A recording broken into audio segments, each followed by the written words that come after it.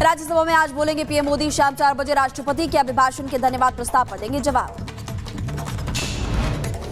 गृहमंत्री अमित शाह छत्तीसगढ़ के दौरे पर रहेंगे। चंद्रगिरी तीर्थ में विश्व शांति महायज्ञ में शामिल होंगे। कई कार्यक्रमों में शिरकत करेंगे। और उत्तराखंड में 3 दिन के दौरे पर सीएम योगी आदित्यनाथ अपने पैतृक गांव पहुंचे। मणिपुर में सीएम एन बीरेन सिंह के खिलाफ बगावत। कई विधायकों ने दिल्ली में डाला डेरा। कुछ विधायकों ने कथित तौर पर अमित शाह से की मुलाकात। केवल 7 मंत्री ही सीएम बीरेन का समर्थन कर रहे हैं। दिल्ली में एग्जिट पोल के नतीजे पर एमपी के सीएम मोहन यादव का बड़ा बयान। और बीजेपी की सरकार बनने का दावा किया। कहा जनता चाहती है बदलाव। यशस्वी प्रधानमंत्री ने जिस प्रकार से काम किए, जनता का दिल जीता है और दिल्ली की दुर्दशा हुई कांग्रेस और आप दोनों पार्टियों के कारण से जो परिणाम आए, जनता निराश है। और मुझे इस बात का पूरा भरोसा है कि निश्चित रूप से 8 तारीख को भारतीय जनता पार्टी की सरकार वहां बनने वाली है। दिल्ली चुनाव पर मौलाना साजिद रशीदी का दावा। कहा जिंदगी में पहली बार बीजेपी को दिया वोट। पिछले 10-12 साल से ये कहकर बदनाम किया जाता है कि मुसलमान बीजेपी को हराने के लिए वोट करता है। उस परसेप्शन को तोड़ने के लिए मैंने बीजेपी को वोट किया। अमेरिका से वापस लौटे अवैध प्रवासी पहुंचे अहमदाबाद। और कल अमेरिकी वायुसेना ने पंजाब के अमृतसर में की थी लैंडिंग। अमेरिका से भारतीय प्रवासियों को वापस भेजे जाने पर बोले कांग्रेस सांसद गुरजीत सिंह। कहा संसद में उठाएंगे मुद्दा। साथ ही बोले हमारी नाकामयाबी की वजह से वो लोग वहां गए। मुंबई के सुसून डॉक्स के पास समुद्र में मिले मर्चेंट नेवी के कर्मचारी का शव। फरवरी से लापता था कर्मचारी। मामले की तफ्तीश में जुटी पुलिस।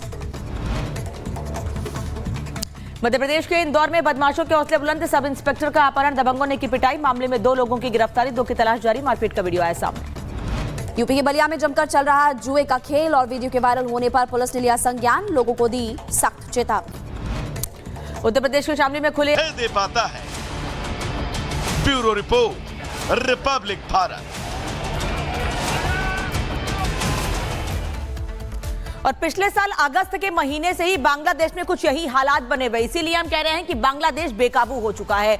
अब आपको बता रहे हैं कि ऐसा कहा क्यों जा रहा है, क्योंकि हर दिन बांग्लादेश में ऐसी स्थिति सामने आ रही है। बांग्लादेश तो बेकाबू है ही, लेकिन बांग्लादेश इसलिए बेकाबू है क्योंकि वहां कट्टरपंथी यूनुस सरकार पर अपना पूरी तरह से दबदबा बनाए हुए हैं और यूनुस सरकार उनके मुताबिक ही काम कर रही है। शेख हसीना के पिता शेख मुजीबुर रहमान के घर में लोग घुस गए और वहां पर तोड़फोड़ की है। शेख मुजीबुर रहमान के घर में कट्टरपंथियों ने तोड़फोड़ की है। तस्वीरें सामने आई है, आग भी लगाई गई है। शेख हसीना के चाचा के घर को भी बुलडोजर से गिरा दिया गया है। कट्टरपंथियों ने शेख हसीना को फांसी दो के नारे लगाए हैं, जबकि बार बार यह कहा जा रहा है बांग्लादेश की ओर से कि भारत में है इस वक्त शेख हसीना सुरक्षित है, तो ऐसे में उनको बांग्लादेश वापस भेज दिया जाए। उनके प्रत्यर्पण को लेकर कई बार भारत पर दबाव बनाने की कोशिश की गई है और बांग्लादेश में वहां के मुखिया या वहां की सरकार के मुखिया ने नहीं बल्कि कट्टरपंथियों ने यह मांग लगातार की थी।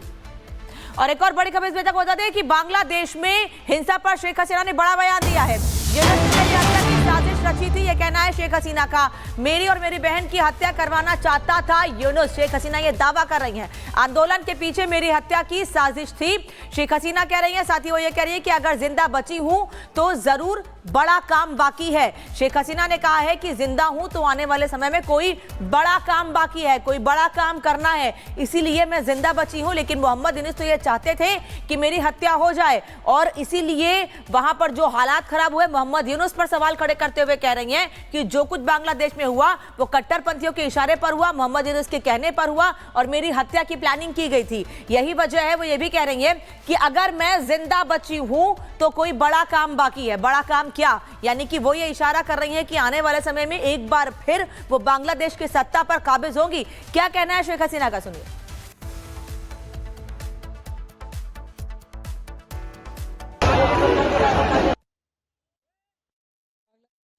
সারা বিশ্বের কাছে উন্নয়নের রোল মডেল ছিল, উন্নয়নের বিষয় ছিল। সেই বাংলাদেশের আজকে চরমভাবে ধ্বংস করে আজ একটা জঙ্গি সন্ত্রাসীদের দেশ হিসেবে পরিণত করা হয়েছে। এদেশের বাংলাদেশের কৃষক, শ্রমিক, ছাত্র জনতা, সরকারি ও অসরকারি কর্মকর্তা কর্মচারী থেকে শুরু করে কেউ রেহাই পাচ্ছে না, পুলিশ বাহিনী কেউ রেহাই পাচ্ছে না। এদের ধ্বংসের খেলা আর রক্তের খেলা আজকে বাংলাদেশকে ক্ষত বিক্ষত করে দিচ্ছে। কিন্তু এটা যে কোটা আন্দোলন ছিল না, এটা যে ছিল একটা ভিন্ন ষড়যন্ত্র, সেটা আমি বারবার বলেছি। এটা ছিল সেই একজন ক্ষমতার লোভী, তার মেটিকুলাস ডিজাইনের একটা অংশ। সেই অংশ হিসেবে সে ছাত্র হত্যা করেছে, জনগণকে হত্যা করেছে, আওয়ামী লীগের নেতাকর্মী হত্যা করেছে, পুলিশ হত্যা, সাংবাদিক হত্যা, সাংস্কৃতিক কর্মী হত্যা, সারা দেশটাকে ক্ষত বিক্ষত করা, অর্থনীতিকে ধ্বংস করা।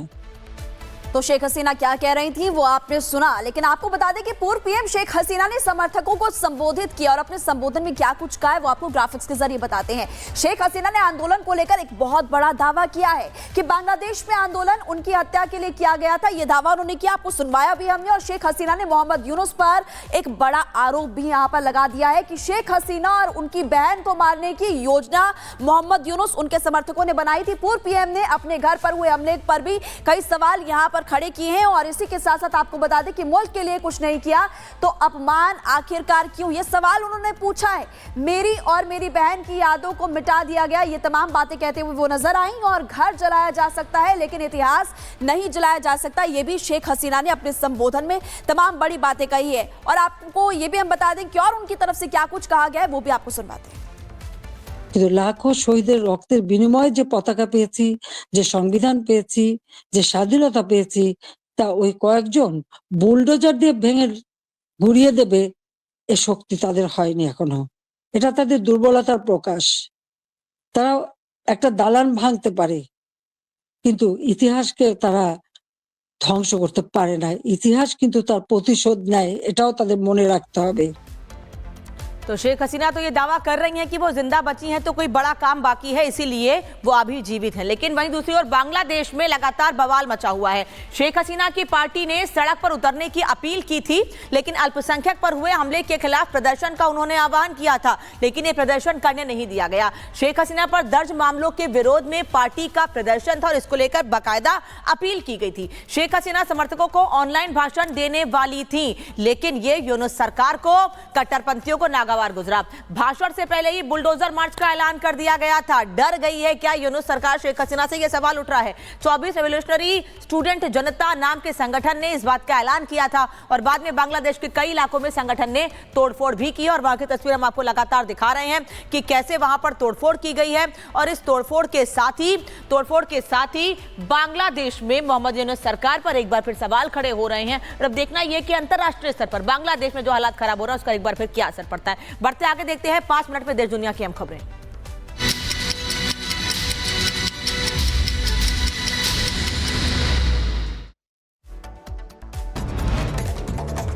राज्यसभा में आज बोलेंगे पीएम मोदी। शाम 4 बजे राष्ट्रपति के अभिभाषण के धन्यवाद प्रस्ताव पर देंगे जवाब। गृहमंत्री अमित शाह छत्तीसगढ़ के दौरे पर रहेंगे। चंद्रगिरी तीर्थ में विश्व शांति महायज्ञ में शामिल होंगे, कई कार्यक्रमों में शिरकत करेंगे।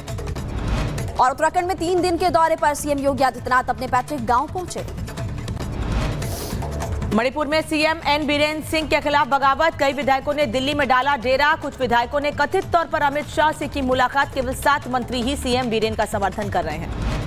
दिल्ली में एग्जिट पोल के नतीजे पर एमपी के सीएम मोहन यादव का बड़ा बयान और बीजेपी की सरकार बनने का दावा किया, कहा जनता चाहती है बदलाव। यशस्वी प्रधानमंत्री ने जिस प्रकार से काम किए, जनता का दिल जीता है और दिल्ली की दुर्दशा हुई कांग्रेस और आप दोनों पार्टियों के कारण से जो परिणाम आए, जनता निराश है।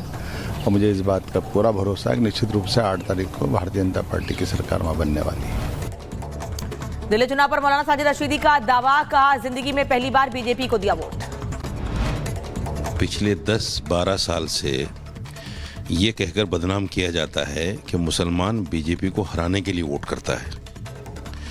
उस परसेप्शन को तोड़ने के लिए मैंने बीजेपी को वोट किया। अमेरिका से वापस लौटे अवैध प्रवासी पहुंचे अहमदाबाद और कल अमेरिकी वायुसेना ने पंजाब के अमृतसर में की थी लैंडिंग। अमेरिका से भारतीय प्रवासियों को वापस भेजे जाने पर बोले कांग्रेस सांसद गुरजीत सिंह, कहा संसद में उठाएंगे मुद्दा, साथ ही बोले हमारी नाकामयाबी की वजह से वो लोग वहां गए। मुंबई के सुसून डॉक्स के पास समुद्र में मिले मर्चेंट नेवी के कर्मचारी का शव, फरवरी से लापता था कर्मचारी, मामले की तफ्तीश में जुटी पुलिस। मध्य प्रदेश के इंदौर में बदमाशों के हौसले बुलंद, सब इंस्पेक्टर का अपहरण, दबंगों ने की पिटाई, मामले में 2 लोगों की गिरफ्तारी, 2 की तलाश जारी, मारपीट का वीडियो आया सामने। यूपी के बलिया में जमकर चल रहा जुए का खेल और वीडियो के वायरल होने पर पुलिस ने लिया संज्ञान, लोगों को दी सख्त चेतावनी। उत्तर प्रदेश के शामली में खुले